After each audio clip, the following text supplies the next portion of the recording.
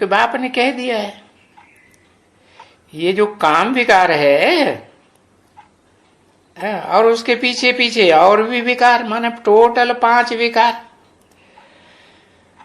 परंतु ये जो काम विकार है उसके लिए खास कहते हैं, क्योंकि यही तो मुखिया है सब चोर डकैतों का। बच्चे, ये जो काम महाशत्रु है ना, ये जो 5 विकार है ना रावण के, काम क्रोध लोभ मोह अहंकार, उनमें ये तुम्हारा सबसे बड़ा दुश्मन है। कौन? काम विकार।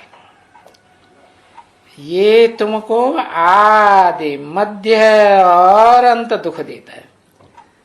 आदि माने जन्म लेते हो, है? तो तुम रोते हुए पैदा होते हो कि हंसते हुए पैदा होते हो? रोते हुए पैदा होते हो। खुद भी रोते और जिससे जन्म लेते माता से वो भी दुखी होती कि सुखी हो जाती है? दुखी होती ना। तो आदि में भी दुख, मध्य में भी दुख, सारा जीवन मध्य में दुख, और अंत में जब शरीर छोड़ते हो तो अंत में भी दुख। तो ये कौन दुख देता है? यही काम विकार है जो दुख देता है। हे मीठे बच्चों, अगर इस समय में, किस समय में? कलयुग के अंत और सतयुग के आदि में, जब मैं इस सृष्टि रूपी रंगमंच पर आता हूं, तो इस जन्म में ब्राह्मण बन करके, माने ब्रह्मा की औलाद बन करके, क्या उनको फिर बोलते हैं अगर तुम इस जन्म में विकार में न गए, अर्थात काम के ऊपर जीत पानी, काम भी जीत बन गई, तो देखो तुम पवित्रता के लिए जानते हो ना, तुम क्यों पवित्रता धारण कर रहे हो? ये बनने के लिए। क्या बनने के लिए? इस मनुष्य सृष्टि में जो ऊंचे ऊंचे नारायण कहे जाते हैं, उन नारायणों के बीच में ये आदि नारायण बनने के लिए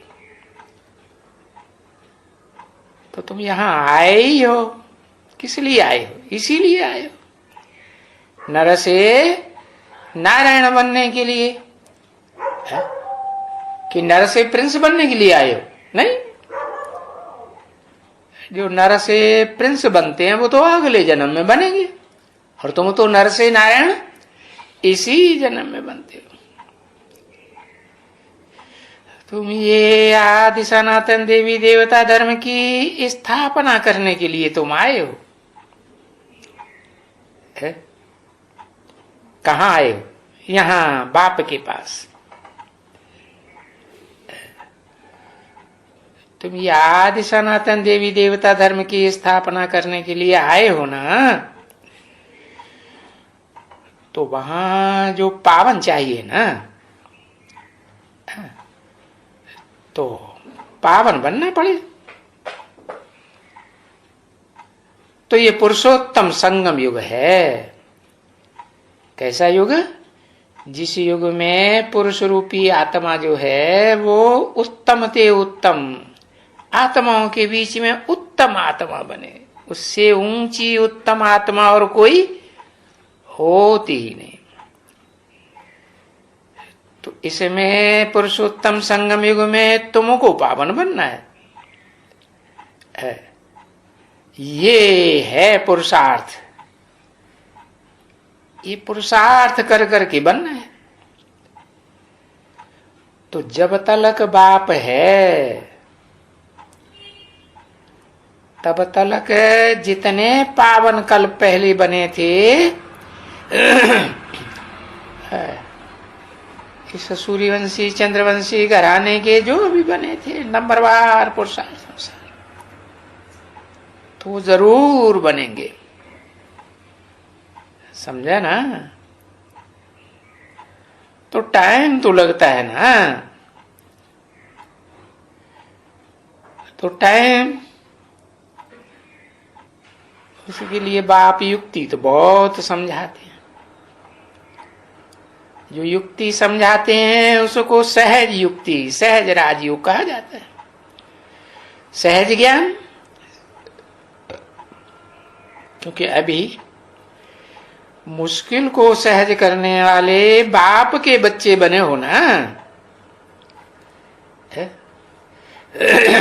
मुश्किल को सहज करने वाला तो भगवान ही गाया हुआ है भक्ति मार्ग में भी। तो यहां किसके पास आए हो? ऐसे नहीं समझो कि यहां कोई साधु के पास आए हैं, जो इंद्रियों की साधना करने वाला हो, इंद्रियों को साधने वाला हो।